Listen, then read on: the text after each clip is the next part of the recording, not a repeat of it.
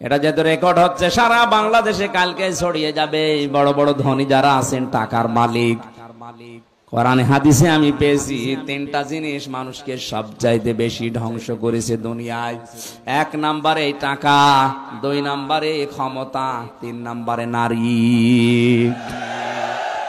আমি সহ যারাই শুনলাম প্রত্যেকে যেন এই 3টা বিষয়ের ব্যাপারে সেনসিটিভ থাকি, সিনসিয়ার থাকি, সতর্ক থাকি। আমাদেরকে যেন আমাদের সম্পদ, আমাদের ক্ষমতা আমাদেরকে যেন নারীতে জাহান্নামে নিয়ে যেতে না পারে। বলেন আমিন। দুনিয়াতে যত মানুষ ধ্বংস হওয়ার পেছনে টাকা আর ক্ষমতা যত মানুষকে নষ্ট করেছে, পৃথিবীর কোন জিনিস এত বেশি মানুষকে নষ্ট করতে পারে নাই। এই 2টার মালিক যারা, তারা কিন্তু আরো বেশি সতর্ক থাকবেন। টাকা পেলে আপনি আনন্দ করবেন না। নবীজি জানিয়েছেন কিয়ামতে আল্লাহ প্রতিটি মানুষকে নিজের সামনে দাঁড় করাবেন। মা তাযালু কদামা বানি আদম আদদি ইয়াউমাল কিয়ামাতি হাত্তা ইসালান 50 আন উমরিহি ফিমা আফনা ওয়া আন শাবাবিহি ফিমা আবলা ওয়া আমালিহি মিন আইনা ইকতাসাবাহু ওয়া ফিমা আনফাকাহু ওয়া আন ইলমিহি মাযা আমিলা ফিহি মুত্তাফাকুন আলাইহি। রংপুরবাসী প্রতিটি মানুষকে আল্লাহ নিজের সামনে দাঁড় করাবে। এভাবে দাঁড়া, 5টা প্রশ্নের জবাব দেওয়া লাগবে তোরে। নবীজি বলেন জবাব যদি সঠিকভাবে দিতে না পারে, ও সামনেও যাবে না, পেছনেও যাবে না, জায়গায় দাঁড়িয়ে থাকবে।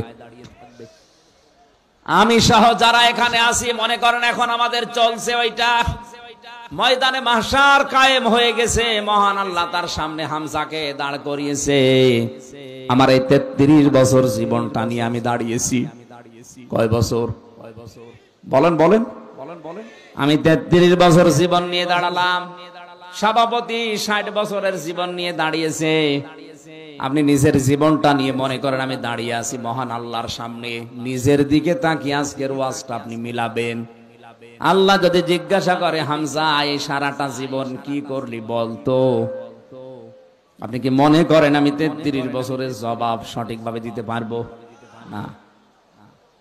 আমি একা থাকলে আমার মাঝে মাঝে মনে হয় আল্লাহ পাক যদি বলে হামজা কিয়ামতের ময়দানে 2024 সালের এপ্রিল মাসের 30 তারিখ পর্যন্ত তোরে মাফ করে দিলাম, শুধু মে মাসের 1 থেকে এই যে 5 তারিখ, আজকে 1 থেকে 4 তারিখে 4 দিনের হিসাব দিয়ে তুই জান্নাতে চলে যা।